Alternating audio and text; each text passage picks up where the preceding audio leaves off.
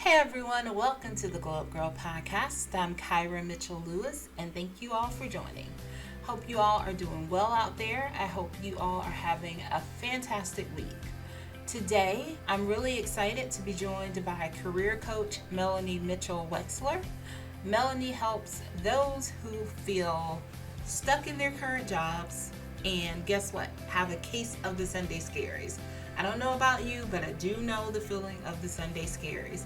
Mine was really, when I used to experience it, it was more so about like having to actually physically go into the office more so than oh, it was my job. But I think eventually, if you've ever been in a job that you're ready to move on from, you definitely probably experience it from like all facets.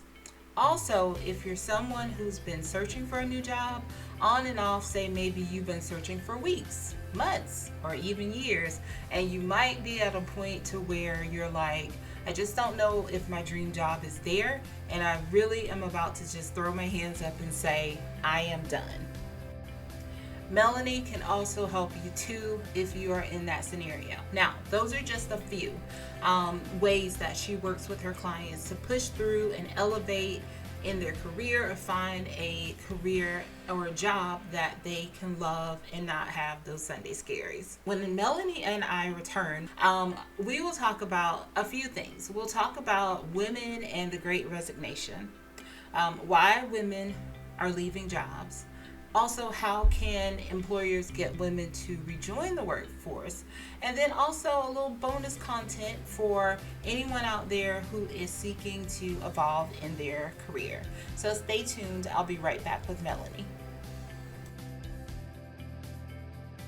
Welcome back to the Glow Up Girl podcast. I'm Gyrl. Thank you all for joining. So now I am so excited to have Melanie join the show. Welcome to the Glow Up Girl podcast. Thank you. I'm excited to be here. Awesome. Well, before we get into all the bits of the information today, why don't you get us started by telling everybody out there listening or watching who you are and what you do? Yeah, so thank you. I was actually a recruiter for over 20 years. And in 2016, I left the company I'd been with for 8 years and put myself back in the market. I was kind of going through my own career journey, not sure where I wanted to land, what I wanted to do. That I was going through my own process at that time.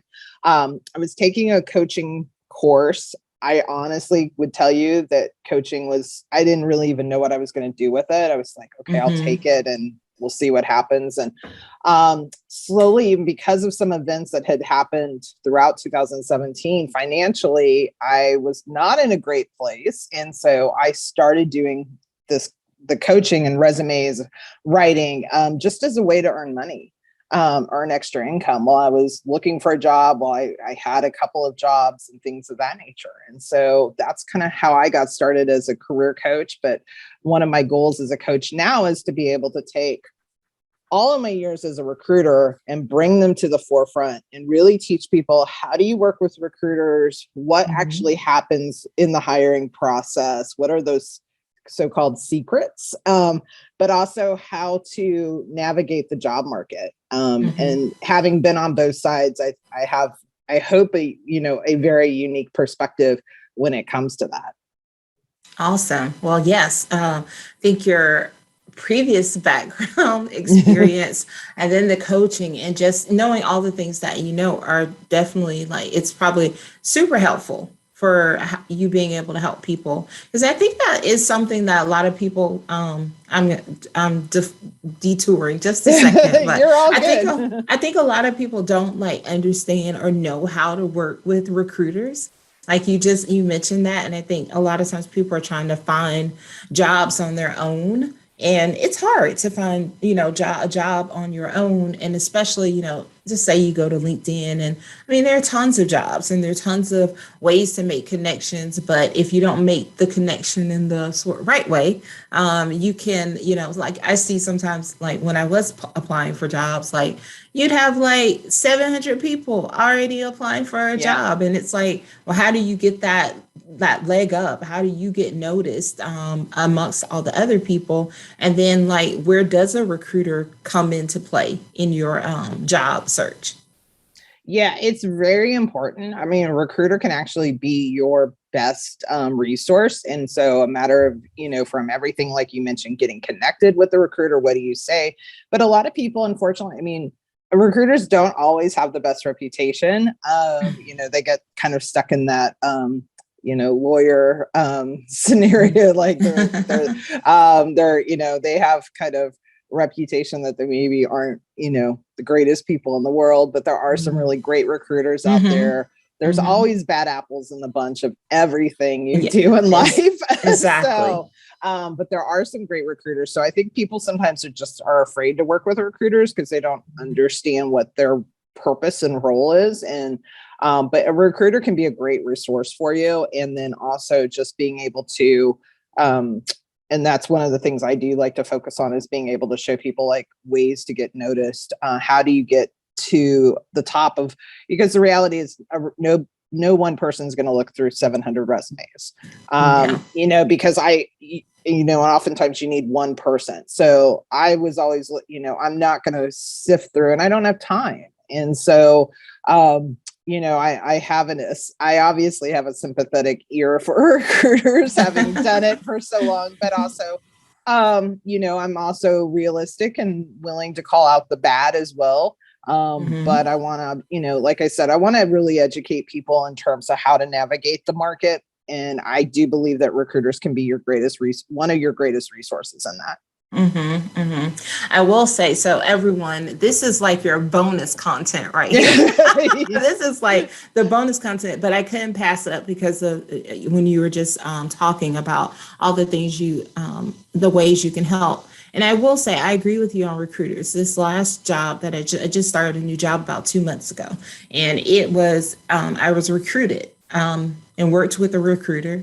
And it was like the first time that I've actually in my career have been recruited by like, you get some like, you get them in your LinkedIn mailbox, all the time, whatever. But this is like the first one that like I went down the path with, and I would have to say like had the best recruiter. I mean, it was like she was working, like I knew she was working for the company, but it was like she was really working for me and really trying to make sure that I got all the things that I needed, or just, checking in. The whole process was so very seamless. It was just like a real partnership versus like you said, feeling like that. Well, I mean, is she just working for is she really working to help me? Because I've experienced those recruiters too, where it's like you're kind of like, I mean, like, what are we doing here? I mean, are you going to help me or not? Right. So yeah, I definitely would say like people, if you're listening out there and you need some pointers, you should definitely contact Melanie, because I think like those are the keys. Because with all the jobs out there now, like I know a lot of people that are like, yeah, there are a lot of jobs, but I haven't really had success yet. And like you said, some of the tips that you're going to be able to provide them are probably the things that will help to unlock that next step. It truly is one of the things of being able to, I see so many people, they do the same thing. They say my job search process is apply, apply, apply.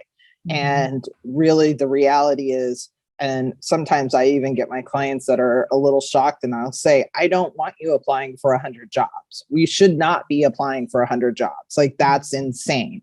What should be happening is you maybe should be applying. I'd rather you apply for 10 jobs and take the time to find connections, find a network, know how to network with those connections, get connected with recruiters, with companies that you're interested in, all of those things. That's actually the job search process. The application process is really just hitting a button and hoping for the best. And, and I'm all for like, let's take control of the things that we can control in a situation that often feels like you have no control.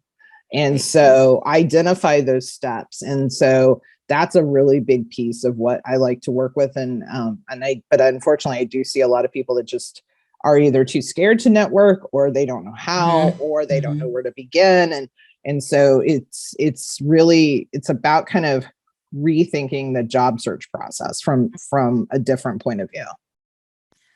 Well, okay. So thank you for all that. That's some valuable. That was a whole other topic. Girl, I mean, that's a whole like value add for everybody. Because all right. So now we are going to go into more of our topic today. And it is a women, and right now, everything that's going on, women are seemingly ghosting the workplace. So would you say that we're still in the midst of the Great Resignation? I would definitely say that we are. I know that there's different terms and, that keep getting thrown around with that, and whatever you want to call it. We're still seeing the landscape of the job market changing. And so this is still, very much the Great Resignation. We're seeing the impact of it still to this day. So we're very much in it, and we're still seeing a lot happening, and who knows where the job market is really going to land. I think I've personally gone through, in my career, I went through 2 recessions as a recruiter. I'm here in the DC market, so I've gone through government shutdowns, and then of course, now as a coach, I went through a pandemic. Of course, none of us have gone through that. Right. And so we're just in an interesting market right now, a market that we really have never seen before. And so typically when we're talking about, I'm not an economist, but I just know enough about job market that I can throw around terms, but but when we talk about possible recessions, possible inflation, obviously inflation that we're seeing right now, we usually don't have a good job market. So it's very weird to say like we still have a heavy job market plus these other factors. Yeah, like those two they have never gone hand in hand. Exactly. And so it's just a weird job market.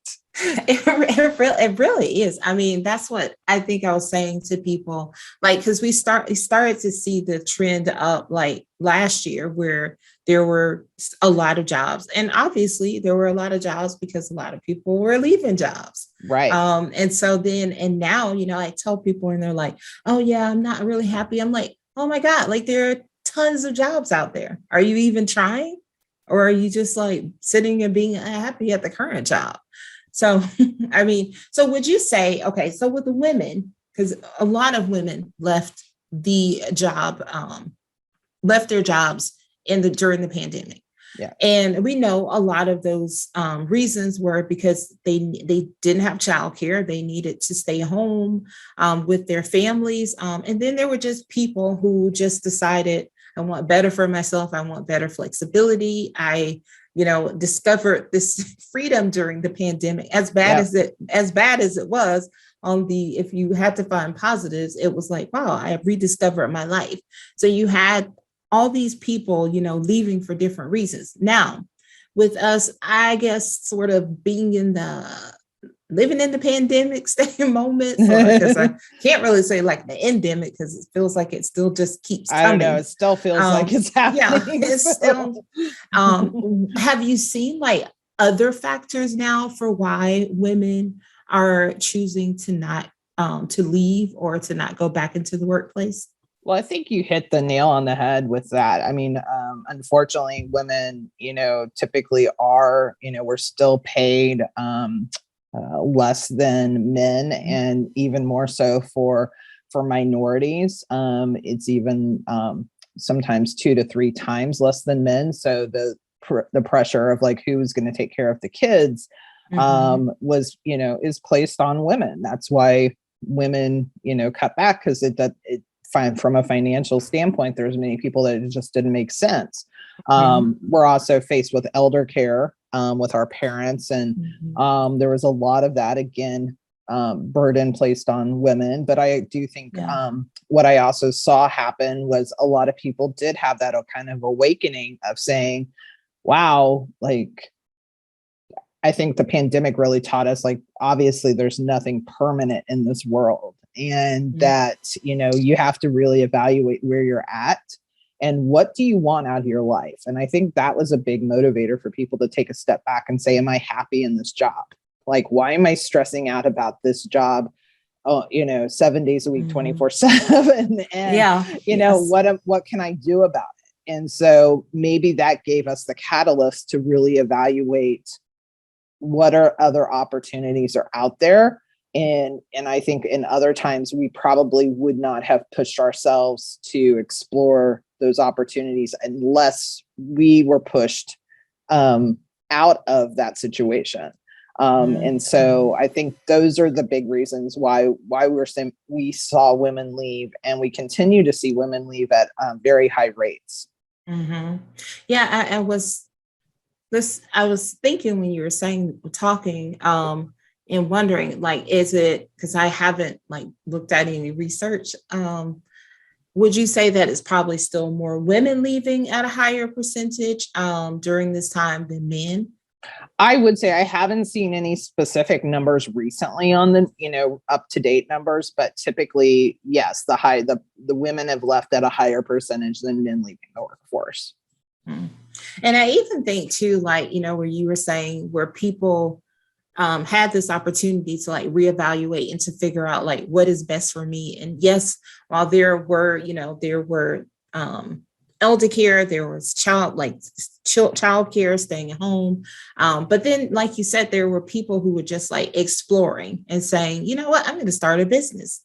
Like all the businesses that were started since 2020, and people deciding to like take that leap of faith and try something different. And mostly probably, I knew like in the back of my head it was women, but I had to ask because most of like everybody I talked to or I met, like I've always been entrepreneur and I've always had businesses, but like I started Glow Up Gyrl like right in March at the start of the pandemic.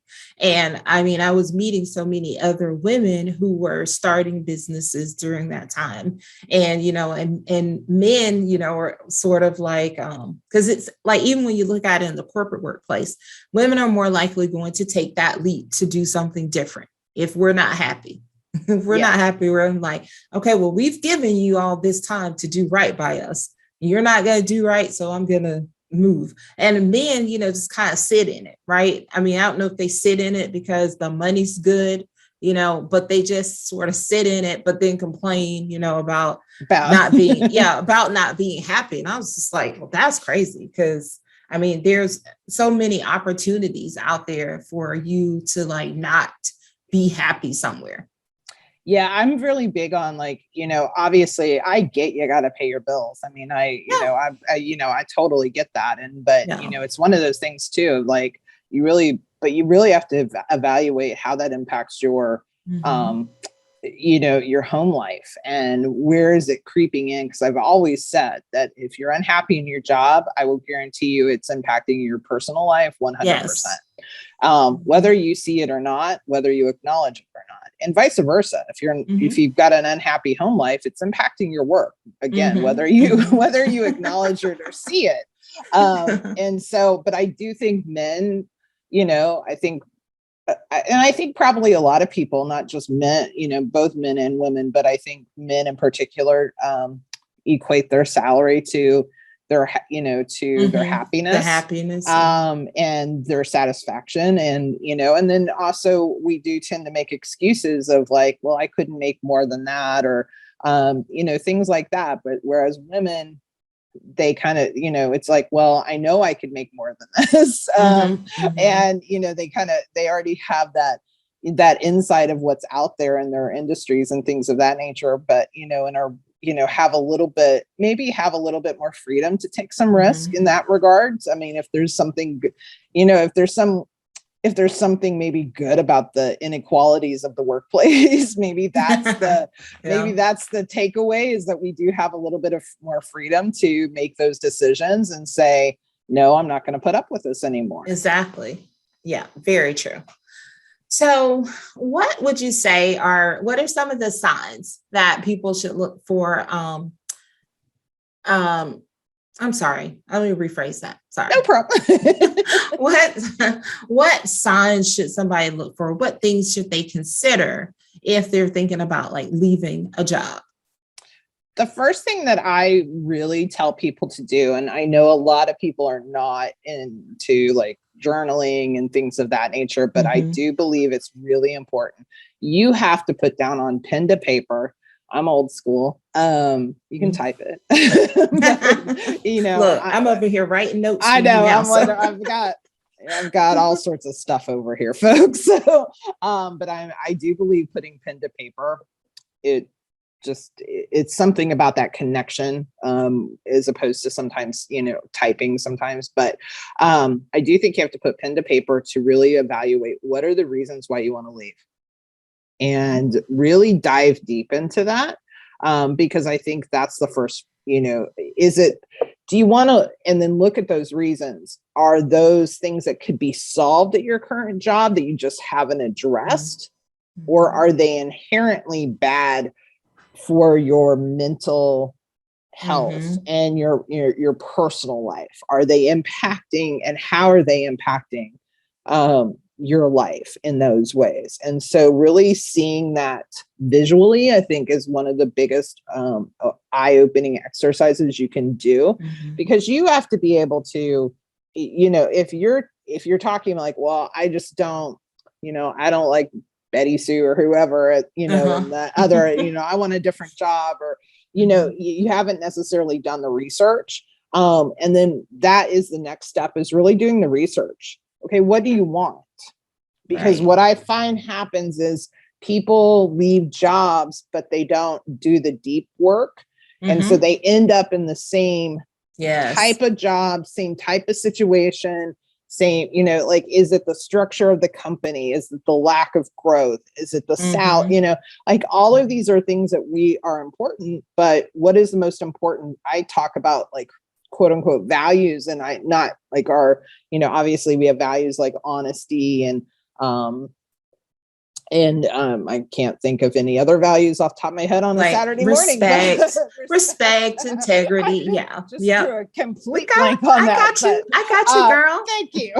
So, but I also think there's values that we look for in the workplace. So is it growth? Is it, you know, is it increased salary? Is it better hours? Is it, you know, so what are those things? And then taking those values and looking at where, well, okay, does this job have this? Right. And so oftentimes we look to pull that quick trigger of like, I need out. Okay, I'm going to go over here. And then we didn't do our research, and we're up in the exact same situation we were previously. And so, you know, I think as humans, we're often impatient. And so we want these quick fixes. We want to be able to say, I want to make these changes. So I really think it's about diving deep into why you want to leave, doing what is the most important values for you in your next opportunity. If you could shape your job, I do a exercise with my clients about crafting a vision statement of their current, for their career. And what does that look like? I'm often told by my clients that that's much harder than they thought. And the ones that really put the effort in and really develop it. And then being able to carry that with them as we evaluate opportunities. And we go back to those values and we say, okay, let's, you know, does this company have, you know, X, Y, and Z? And does this job have this? Because if it doesn't check those boxes that you said are your must-haves, then it's not going to be the opportunity for you. So, and then doing the research. Where are those companies? What are those opportunities? Where do I want to go? Yeah, I love that. And I think you said a very key word early on was patience. Because I think, you know, people, like you said, people do get impatient. They're like, it's a lot of it's driven off of emotion, right? Like you said, everybody's got a Betty Sue. I love that. Everybody's got Betty Sues at their jobs. And, you know, but you have to, it is important to determine, like, mentally, is this a place that's healthy for me? Or like, you know, is this a culture that I can see myself like remaining in, or is it toxic? And I love the putting pen to paper, because that was exactly what I did. I have a gratitude box it's a vision gratitude box, but I like would always put notes in there about, you know, anything in life. But at one point last year, it was very much about my job. because I was like, oh my God, like I cannot take these people anymore. I can't take this. I just like, I was like, I can't, like, there's no growth opportunity. There's, obviously pay disparage for women. And like, and the culture's culture just wasn't a good fit for me. Just wasn't going to be what I want in the future. And so like I did that similar exercise. And like you said, as far as like starting to look at companies that you wanted to work for, looking at cultures, because culture became like the number one thing for me in my next role. It wasn't about like the pay. I mean, of course, like you said, we have bills to pay. So of course you want to be paid according to your skills, but the culture like was like the number one thing. And if I saw like the culture wasn't going to align with what I wanted, it didn't matter what the pay was. I was just like, no, thank you. Because I've already been there and I don't need to be like checking my emails 24/7, expected to answer, messages on the weekends. Like, no, thank you. Absolutely. Yeah. You have to really dive deep into farther than the surface level of what's happening in your career and really evaluate that, because that's going to be that's going to help you not land in the exact same situation. And that's what I see. I've seen that throughout my entire career. I would meet people literally as a recruiter and we would start at one job and then they would have gone and I'd be like, well, why did you leave? And, and then it's like, okay, why did you leave that? And it's just a reoccurring pattern. The same that, and, it's always the same situations. And so it's like, okay, until you're addressing that situation, guess what's going to happen? You're going to continue to have this issue. Yeah. And you know what? I think the hardest thing a lot of times for people is that sometimes it's not necessarily, sometimes there are things that we need to work on. Yeah. There are moments where we have to stand up for ourselves. We have to be more vocal in the workplace. We have to be able to communicate what it is we want. Because someone, said to me, like, in another interview, I was talking to someone who's like a negotiation coach. And she mentioned, she was like, you know what, like your manager has a lot to do.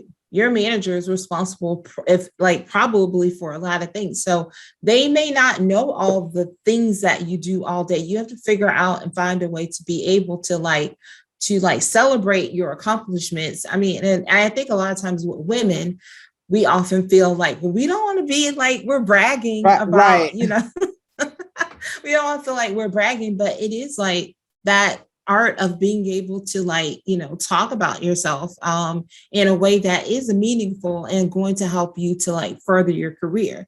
And I think a lot of times we don't do that and we just expect for people to know that we're doing all these things. Absolutely. And I think it goes to, for most men in general do not have that issue. Not at all. Men and we, and so sometimes not to ever make the inequalities that we have in the workplace less. But the truth is men do not have that issue. Men are not afraid to ask for more money at the table before signing with the salary. They're not afraid to have those conversations. And I think we've put some pressure on ourselves of like, well, I don't want to be that woman. I don't want to be I don't want to be the B. I don't want to be that, I don't want to come off as that. I don't want to, and you're right. I think we expect people to sometimes, well, they should know that I'm doing all of this. And it's like, well, maybe they don't, but maybe they don't also understand. Maybe they do, but they don't know the impact that it had. Exactly. So, but again, men typically, we wonder, that is a reason why men have, one of the factors that men have continue to move up that ladder, and they see higher salaries, they get higher salaries, and it's because they were willing to ask for it. And so we do have to empower ourselves as women to stop being afraid to ask for those things and to say, no, this is what I've done, X, Y, and Z. And be able to own it. And you can do it in a way that's not coming off as bragging. You can still be, exactly. You can still do it in a way that's professional and, still humble, but we have to be able to own our accomplishments and not be afraid to ask for the money at the table.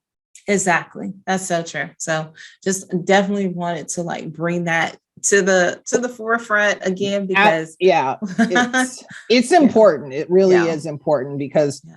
we can get advocates, we can get allies in the workplace, and we can, push companies to change policies and things, but we have to collective as a whole Yes. start to Yeah. change how we behave Mm-hmm. in those situations and in those settings. Yeah. Because we are we're our own best advocate. Yep. I mean, and so, and you have to keep the lines of communications open communication, because like for me, leaving my job, I mean, I left with a clear mind and a, untainted heart, because I knew I'd had the conversations with my manager. Like I'd asked for the things that I wanted. I told her about the things that needed, that I needed to see that were differently. And I mean, if, whether, it was that she was unable to do it or the company was unwilling, but nobody was shocked when I came and said, I'm, resigning. We weren't like, oh my God, I can't believe. Right. Where did that happen? Just sitting over here. And that was something I learned from like my last job. I mean, I was at the job that I just recently left for 5.5 years. And prior to that, I was at another job, and it was one of those situations where I was like, well, you should have known like all the things I was doing and blah, blah, blah, And so I took that as a lesson learned, that this time around, I would not I didn't want someone to feel, even though it's not your responsibility if they are blindsided, right? But I didn't want, out of respect for the manager that I had and was working with, I didn't want her to feel like, so without me all but saying, I'm looking for another job. Right.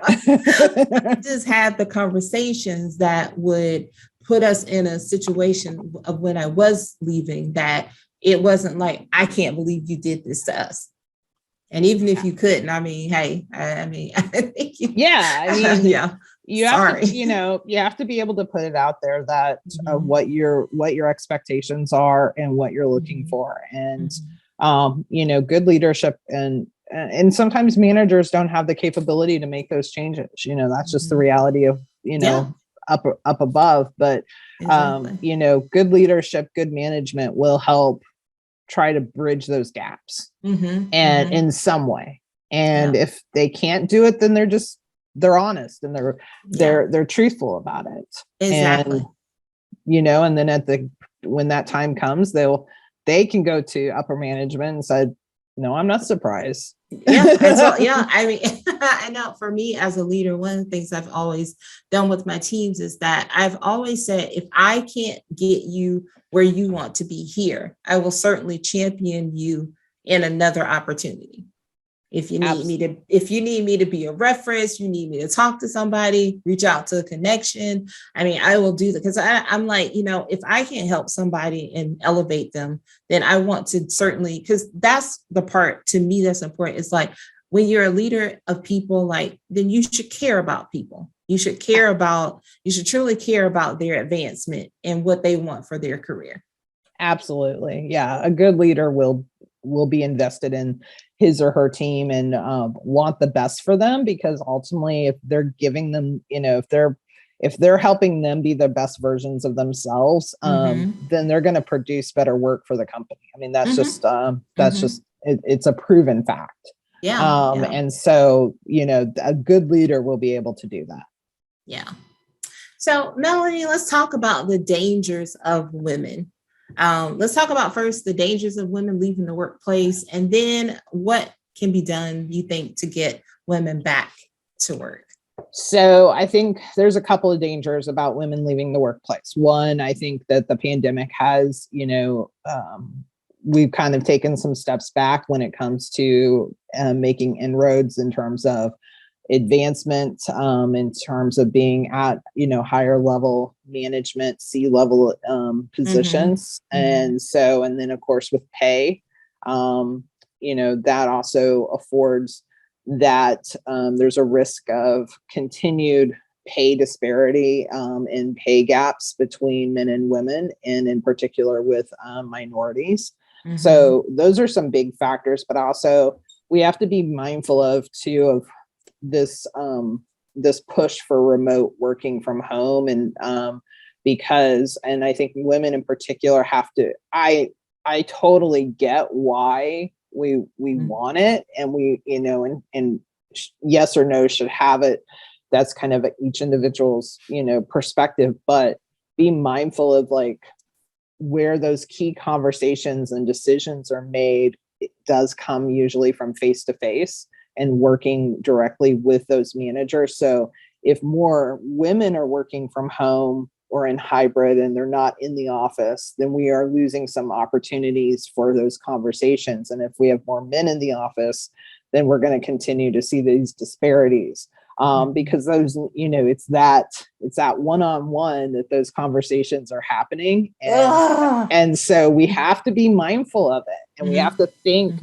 And so I kind of worry that, there's even potentially more stress or pressure added to working from home. Because now not only do you have to do your job, but now you do need to be mindful of how am I going to be seen and to be heard.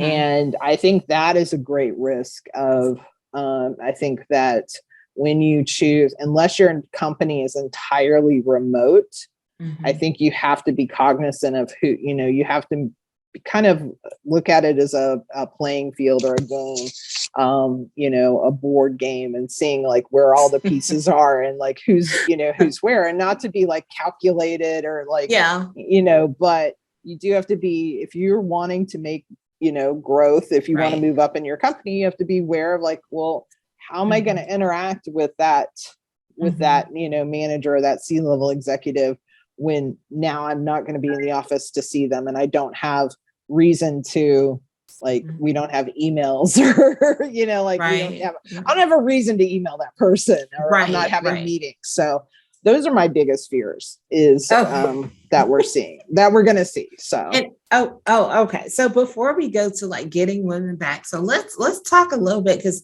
the work from home thing is a very hot topic. Yes. And it's a very hot topic at the job that I left, because when I left a couple of months ago, there were starting to be the conversations about, the return to office plan. What's the return to office look like?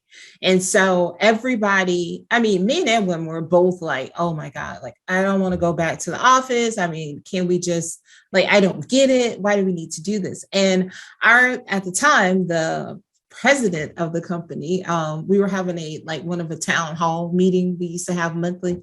And he said, essentially what you just said, like, oh, you have to be seen collaborating in the office. You have to be seen in order to be promoted. And that rubbed so many people the wrong way. Like all the people were like in the Q&As going, so you're telling me that the only way I can get promoted is if I come and sit in the office every day and be seen or not seen by you.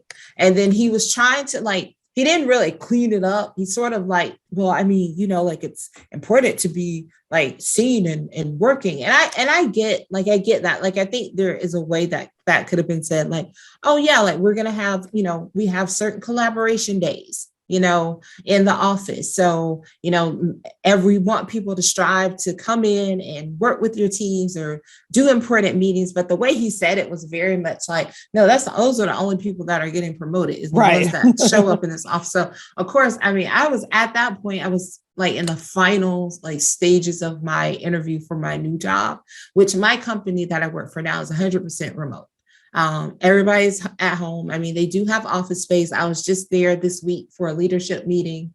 And each team meets quarterly. So we'll go in for quarterly gatherings, but it's just sort of night and day. And then from my old job, I still hear people saying, yeah, now we have a meeting next week to talk about the return to the office, and all these people being they don't want to go back. Right. And it's a mix, but it is probably more women that don't want to go back, because it's these are people like me. I don't have kids. And I was just no, the flexibility and the ability to just have a lunch without somebody hovering at my desk. And to just be able to leave, log out at 6:00 versus staying in the office to 7:30, 8:00, because all those people, that want to collaborate, they were all gone at 5. Right. They were gone at 5 when, you know, we were working in the office, and I was still like, you know, still at my desk, like still trying to work because I've been collaborating all day. Well, I think it's just a matter of like, you have to understand your company culture and understand what their expectations are. And true.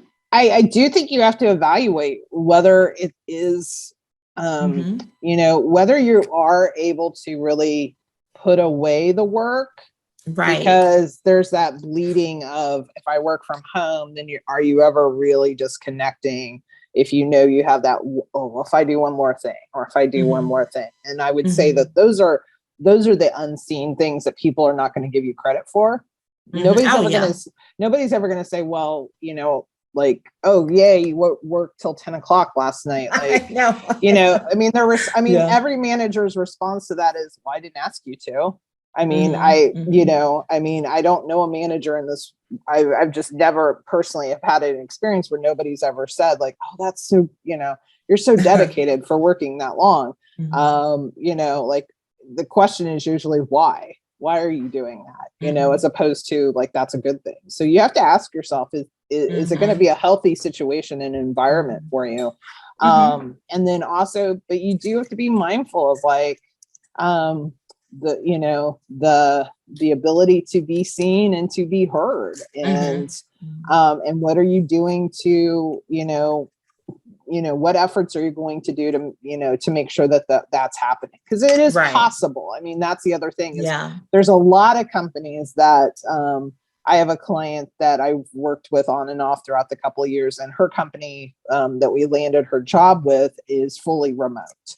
And, you know, and she's actually a remote work specialist, basically. You know, she's helping shape that engagement and the work, the culture and things of that nature. So there are companies that are, you know, that we're already ahead of the curve. You know, this wasn't, despite the pandemic, this wasn't a new idea. Exactly. Just some companies weren't prepared for it. So, but yeah, I think it's something that is going to, and typically, you know, again, we just know that men tend to, you know, that tends to be what they do.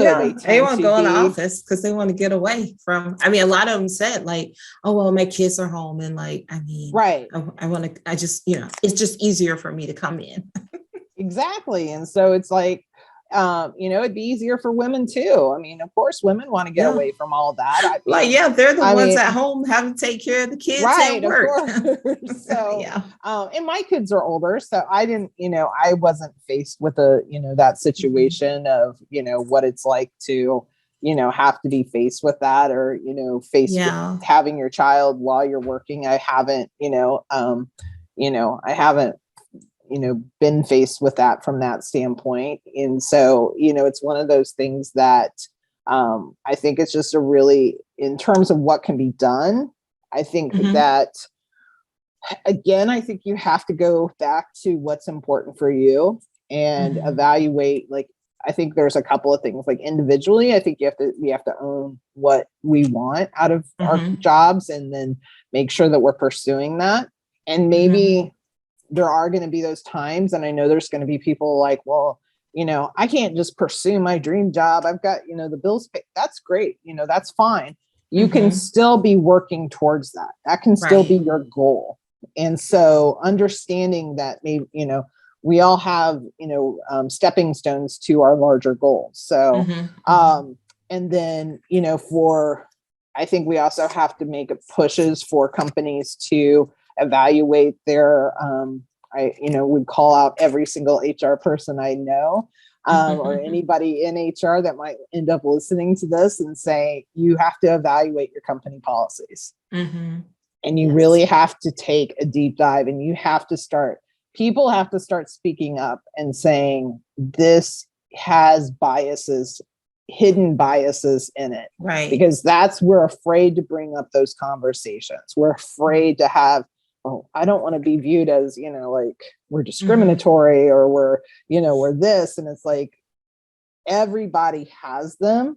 And so we have to be able to evaluate are those, what are the biases that are in our hiring practices?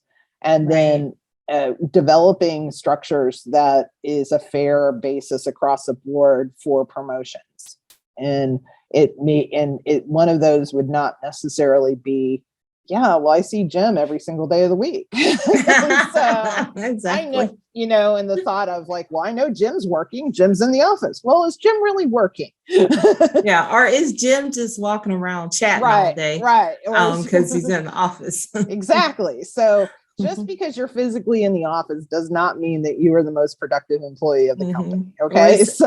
Or is Jim watching YouTube videos all day? Right. What's Jim doing? And so that we have to ask that question, and we really have to, but it's going to take a collective whole, it's got to, I think there's some of those things. And I think that's hopefully I'm hopeful that what is going to happen with the push of like women leaving, people leaving companies, people not accepting jobs just because you offered more money or you offered this, but companies, and I will preface this, and I've mentioned 2 recessions, government shutdowns.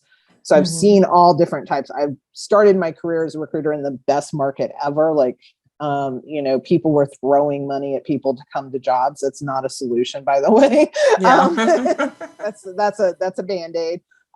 Makes you feel good, but and I get it. You're happy when you get that salary, but it's a Band-Aid for you as well. It's gonna but I think we have to do it, both individually and then as a collective whole.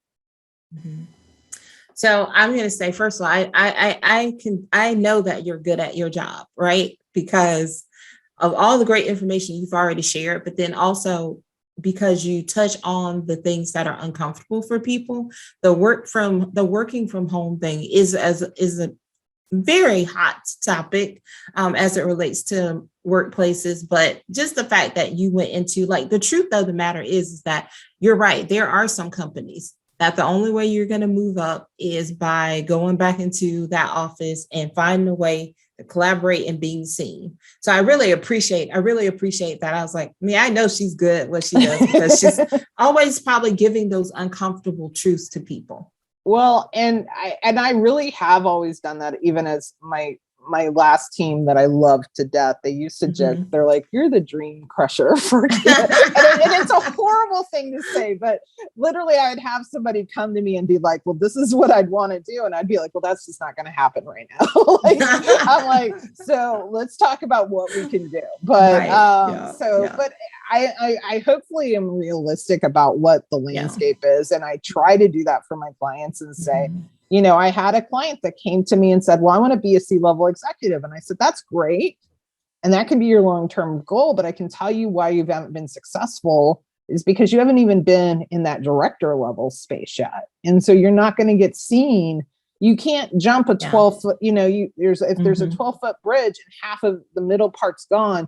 You can't physically jump that. You got to build you got to put the pieces together. Yeah, do the work. And it's not that I want to crush somebody's dreams or anything, but sometimes we have short-term and long-term goals, and we have to assess where those at. And I don't want to, have somebody as a recruiter. I never wanted somebody to come to me and go, "Well, this is what I expect." And I'd be like, "That's not realistic." Right.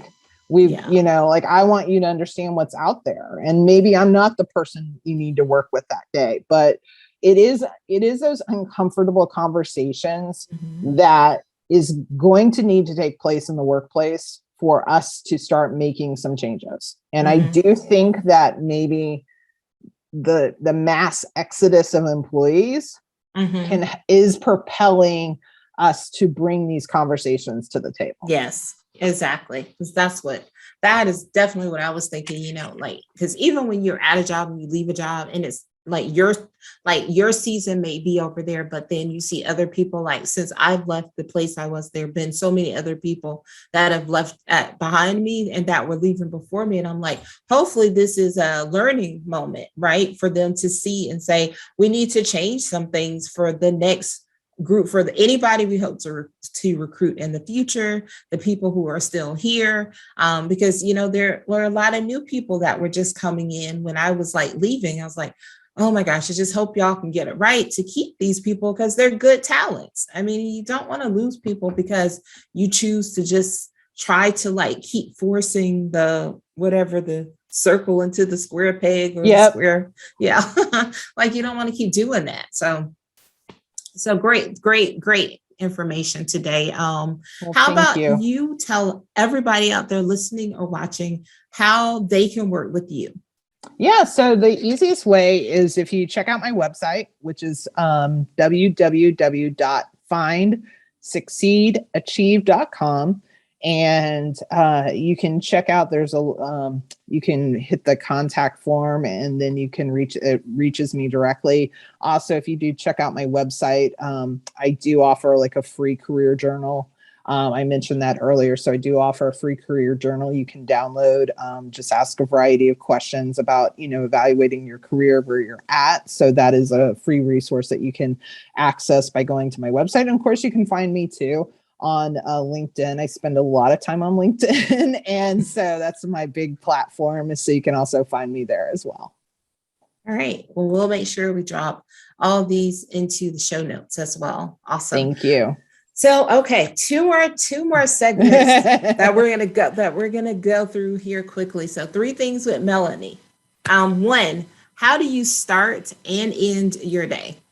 So I always start my day with my coffee. I love my coffee.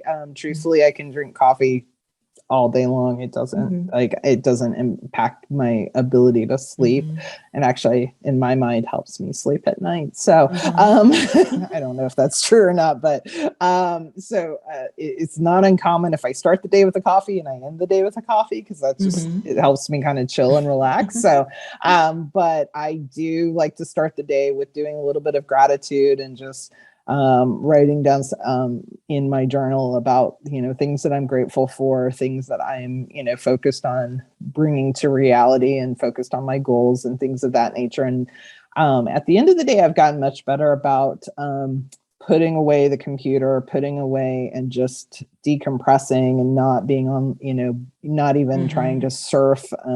It's not even really work. There's always plenty on that to-do list, but I have gotten better. I have gotten better about just saying, okay, now's the quitting time, and I'm putting it all away. So awesome. Yes. What do you do when you have a day off? So I am very fortunate that I can kind of, some days I do have the ability to schedule. And honestly, it's usually just a very, very chill and relaxed day. It could be during the summer. I do like just to go and, spend an hour at the pool, just, just again, listening to music, relaxing.